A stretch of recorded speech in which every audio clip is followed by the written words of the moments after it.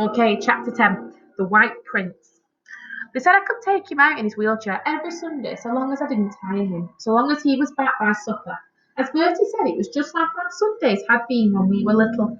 There was only one place we could go to, a small village only a mile away. There wasn't much left of the village, a few streets of battered houses, a church with its steeple broken off halfway up, and a cafe in the square, thankfully still intact. I would push him in his chair some of the way and he would hobble along with his stick when he felt strong enough. Mostly we would sit in the cafe and talk, or walk along the river and talk. We had so many years to catch up on. He hadn't written, he told me, because he thought that each day at the front might be his last and that he might be dead by sunset. So many of his friends were dead. Sooner or later it had to be his turn. He wanted me to forget him so that I wouldn't know when he was killed, so that I wouldn't be hurt. What you don't know, you don't grieve over, he said. He had never imagined that he would survive, that he would ever see me again. It was on one of our Sunday outings that I noticed the poster across the street on the wall of what was left of the post office. The colours were faded and the bottom half had been torn away, but the top of the print was quite clear. It was in French. Cirque Merlot, it read, and underneath, Le Prince Blanc, the White Prince, and just disconcertable picture of a lion, roaring, a white lion. Bertie had seen it too. It's him, he breathed. It has to be him. With no help from me, he was out of his wheelchair, stick in hand, limping across the street towards the cafe. The cafe owner was wiping the tables outside on the pavement. The circus, Bertie began, pointing back at the poster.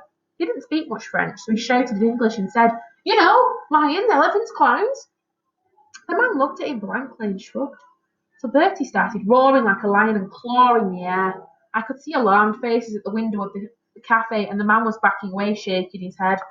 I ripped the poster off the wall and brought it over. My French was a little better than Bertie's. The cafe owner understood at once. Ah, he said, smiling with relief.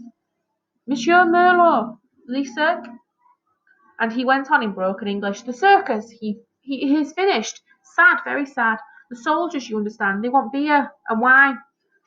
They do not want the circus. No one comes, and so Monsieur Merlot, he have to close the circus. But what can he do with all the animals? He keep them, he feed them. But the shells come and more they come, and his house, how you say it, it is bombarded. Many animals are dead, but Monsieur Merlot, he stayed. He keep all of the elephants and monkeys and the lion, the White Prince. Everyone loved the White Prince. The army, they take all the hay for the horses. There is no food for the animals, so Monsieur Merlot, he'd take his gun and he'd have to shoot them. No more circus. Finish. All of them? Cried Bertie. He shot all of them? No, said the man, not all. He keep the White Prince. He could not shoot the White Prince. Never. Monsieur Merlot, he bring him from Africa many years ago. Most famous lion all of France. He loved the lion like a son. That lion, he made Monsieur Merlot a rich man. But he is not rich no more. He lose everything. Now he have nothing. Just the White Prince. It is true. I think they died together. Maybe they died already. Who knows? This Monsieur Merlot, Bertie said. Where does he live? Where can I find him? The man pointed out to the village. 7, maybe 8 kilometres, he said. It is an old house by the river, over the bridge on the left. Not too far, but maybe Monsieur Merlot, he is not there no more. Maybe the house is not there no more. Who knows? And with a last shrug, he turned and went indoors.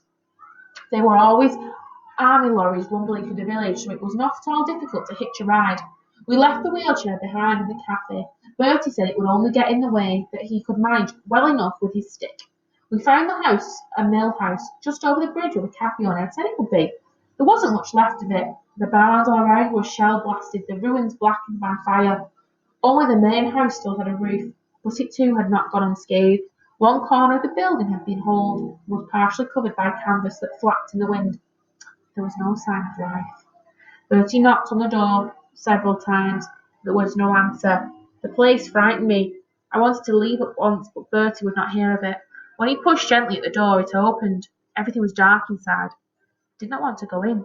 Bertie took me firmly by the hand. He's in here, he whispered. I can smell him. And it was true. There was a smell in the air, pungent and rank, and to me quite unfamiliar. Then there was a voice that came from the darkness. He spoke so quietly you could hardly hear him over the rush of the river outside. I could just make out a large bed under the window at the far end of the room. A man was lying there, propped up on a pile of cushions. Monsieur Merlot? Bertie asked. Oui. As we walked forward together, Bertie went on, I am Bertie Andrews. Many years ago, you came to my farm in Africa and you bought a white lion cub. Do you still have him? As if in answer, the white blanket at the end of the bed became a lion, rose from the bed and sprang down and was padding towards us, a terrible rumble in his throat. I froze where I was as the lion came right up to us. It's all right, Milly. He won't hurt us, said Bertie, putting her arm round me. We're old friends. Moaning and yowling, the lion rubbed himself up against Bertie so hard that we had to hold each other up to stop ourselves from falling over. Oh, let's see what's next. Going to be reunited.